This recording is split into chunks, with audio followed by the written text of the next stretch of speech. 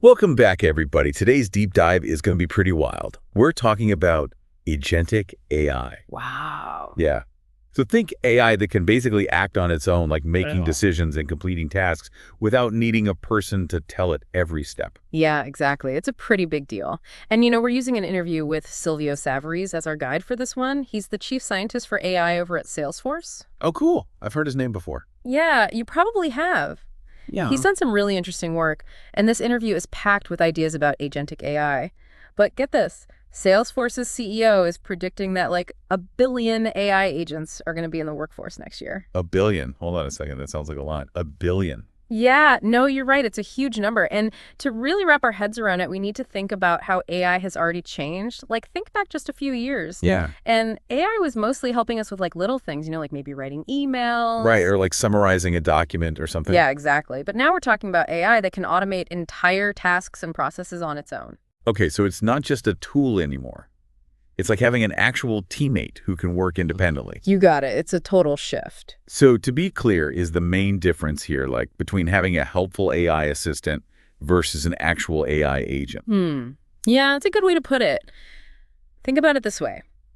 Those early AI tools were like personalized assistants, always needing your input every step of the way. Okay, I'm with you. But these new AI agents, they're more like your colleagues within an organization. Interesting. They're designed to handle tasks for the company as a whole, not just for you specifically. That makes sense. I guess the idea of 1 billion agents seems a little less crazy if it's not about replacing every single person, but more about AI taking on certain roles. Right. Like, imagine instead of dealing with a frustrating chatbot for customer service. Ugh. I hate those things. I know, right? But what if you had an AI agent that could fully handle your return? Like from start to finish. Exactly. And think about it. That AI agent could instantly pull up your entire purchase history, look at all of the company's return policies, and even recommend some similar products if you needed a replacement. Okay, yeah, that would actually be amazing. And the real power is that these agents can be tailored for super specific tasks within a company. So each company could have its own set of AI agents. That's pretty wild. It's like having a team of super specialized AI employees that you can customize. I know, right? The possibilities are huge. But Yeah. with that much AI kind of running things, how do we even know this is going to be a good thing? Like, can we actually trust AI to do all of this without messing it up? Yeah, I mean, trusting AI to handle things on its own feels like a big leap. For sure. It is a big leap. And Salesforce is trying to address that by building on something they call trusted business logic. Okay, that sounds complicated. It's actually not that bad. It's basically about setting really clear rules and boundaries for how the AI agents can operate. It's like giving them a set of guidelines to follow. So they're making decisions that line up with the company's values and policies. So there's an element of control there. It's not just AI running wild and doing whatever it wants. Exactly. But even with all these rules, what happens if an AI agent makes a mistake? Especially if it's acting pretty much on its own. Who's responsible then? That's a really important question. And Salesforce is emphasizing this concept of human at the helm.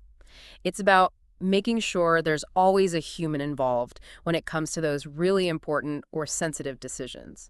Okay, so the AI agent might do some of the work, but a human is always there to check it or step in if things get weird. That's the idea. So it's not about getting rid of human judgment completely. It's more about helping humans be more efficient by letting AI handle some of the routine stuff. Okay, I'm starting to get it. But wouldn't it be simpler for companies to just build their own AI agents instead of relying on a company like Salesforce? Yeah, you'd think so, right? But building a custom AI solution from scratch is crazy complicated and expensive. Most companies don't have the resources for that. Ah, that makes sense. What Salesforce is doing is offering platform-based AI services. Think of it like an app store. But for AI agents, companies can basically just plug and play pre-built agents that fit their needs. Oh, that's a really smart way to do it. So it makes this whole thing a lot more accessible for different businesses. For sure. Now, I'm curious, from your perspective, having looked into this, what's the thing about these AI agents that surprised you the most? Like, what made you go, wow, they can actually do that? Honestly, there have been so many of those moments. But what really keeps blowing my mind is the work being done on the AI's memory and brain. Yeah, I know those terms sound a little sci-fi. Okay, now I'm really intrigued. AI with a memory and a brain. Tell me more. So the memory part is about enabling the AI agent to remember past interactions and even pull information from different sources. Hmm. Like imagine an AI agent that's not just taking notes during your meeting, but also bringing up relevant insights from company data or even industry trends. Whoa. Okay, that would be amazing. Right, that's the power of memory.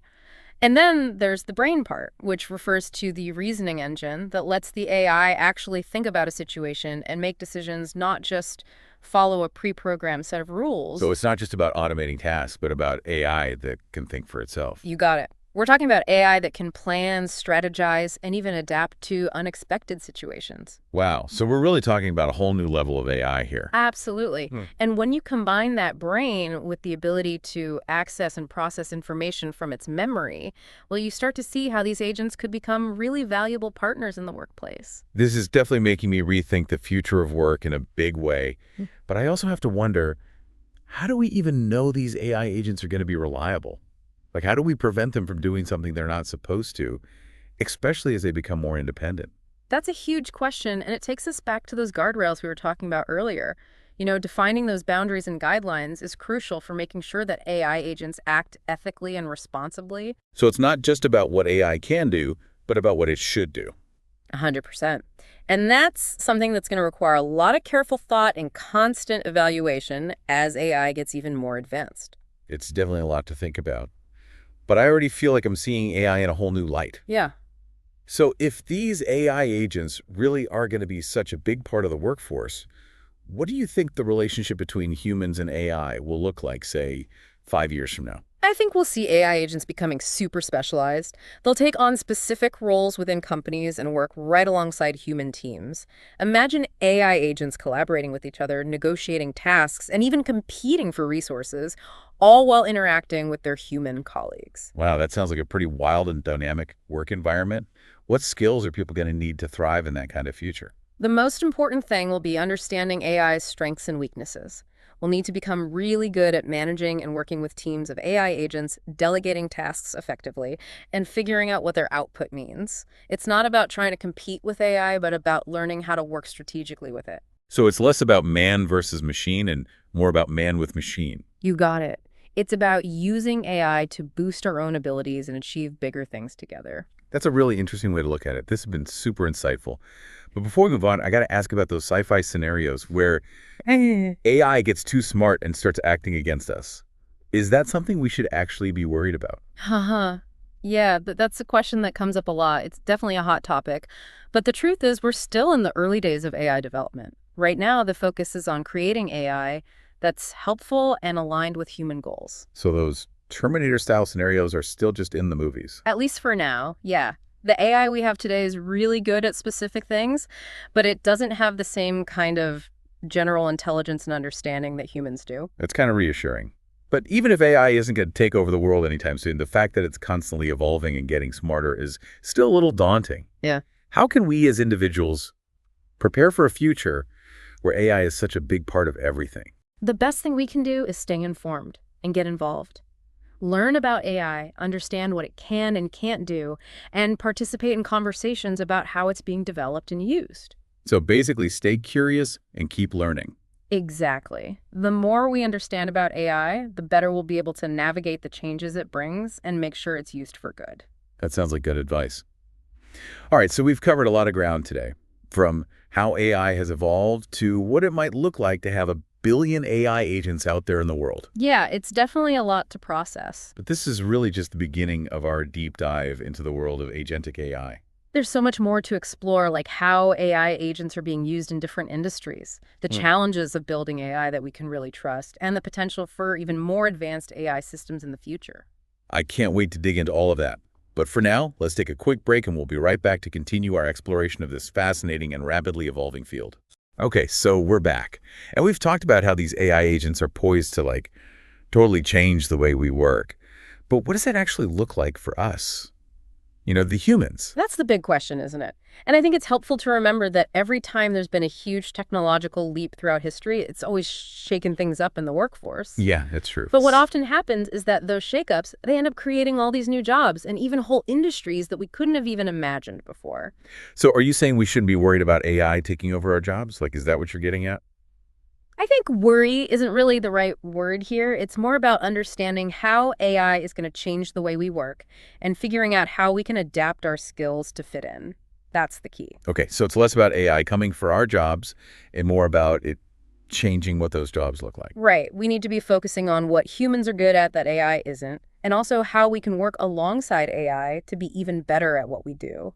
So it's like AI becomes this tool that helps us be more effective instead of just replacing us altogether.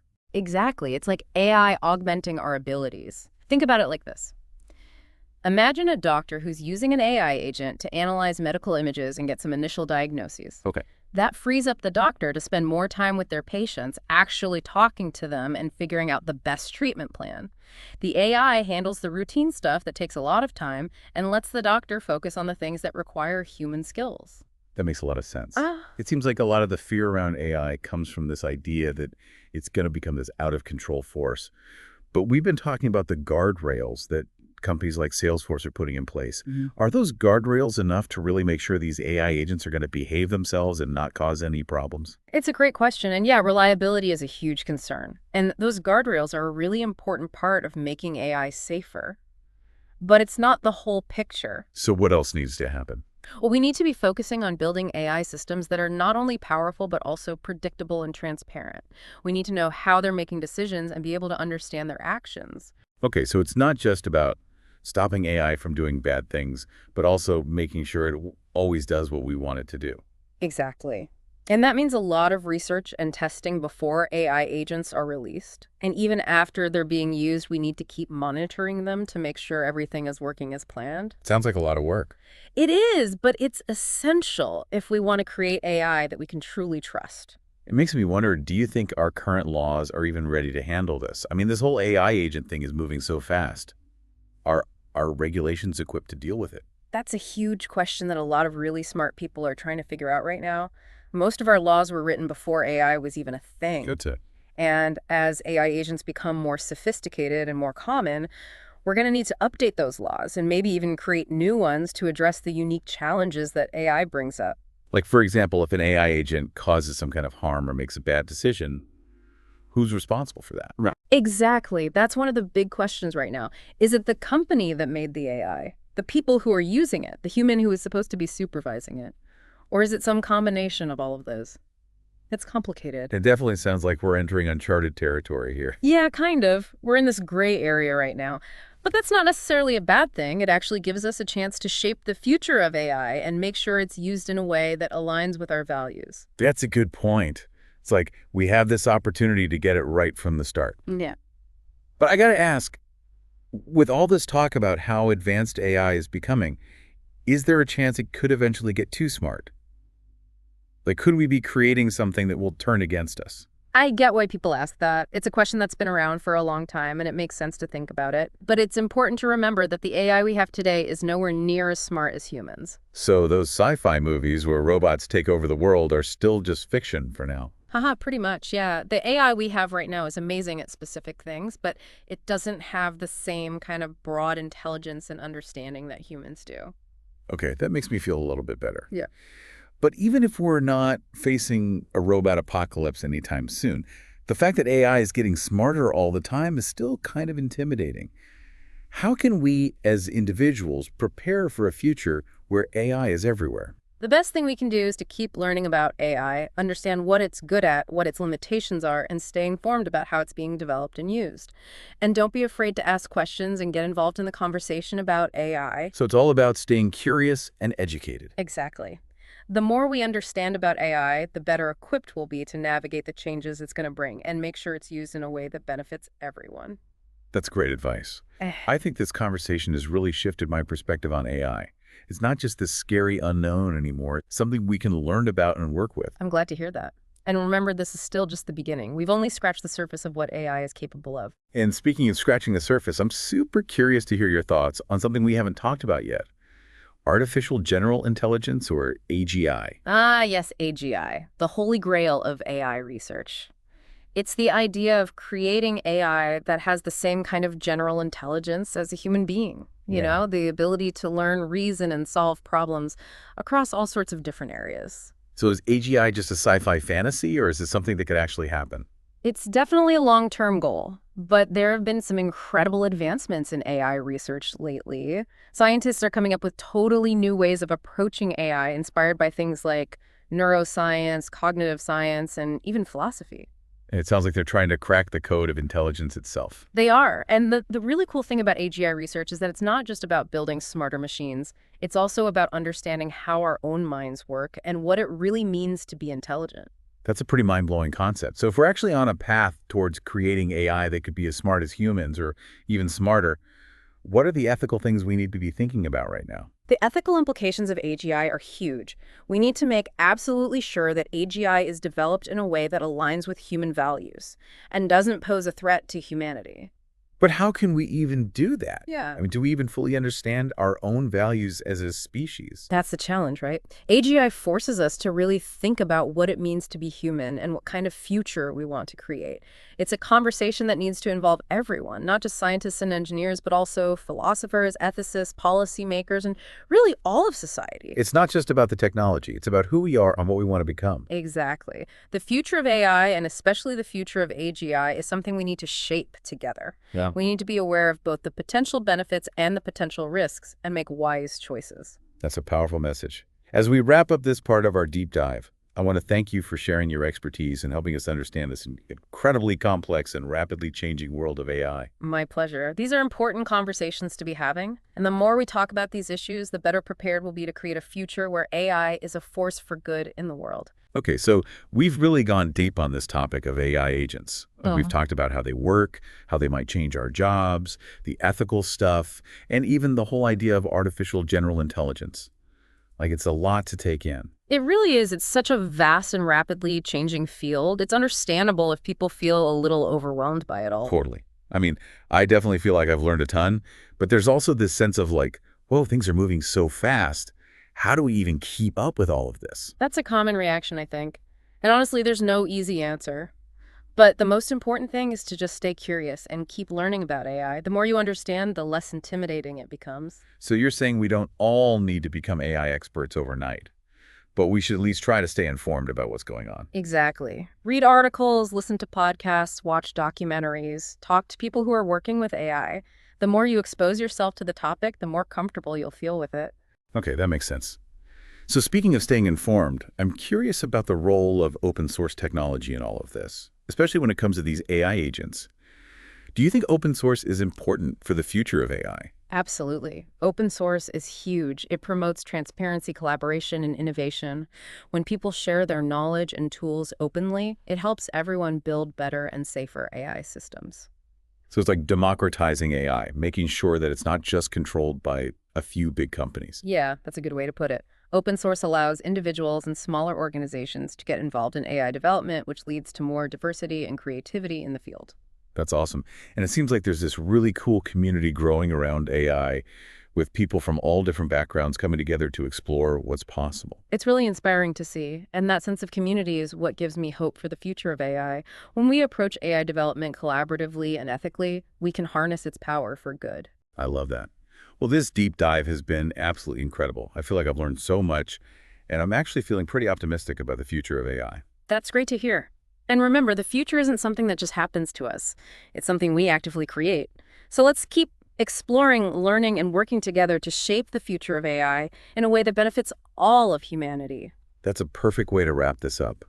Thank you so much for sharing your expertise with us. It's been an amazing conversation. It's been my pleasure. Thanks for having me. And to all of our listeners out there, if this deep dive sparked your curiosity, keep exploring the world of AI. There's so much to discover, and who knows, maybe you'll even be inspired to design your own team of AI helpers someday. The possibilities are truly endless. And that's a wrap on our deep dive into the world of agentic AI. We hope you enjoyed it, and we'll see you next time for another fascinating exploration of the cutting-edge world of technology and ideas.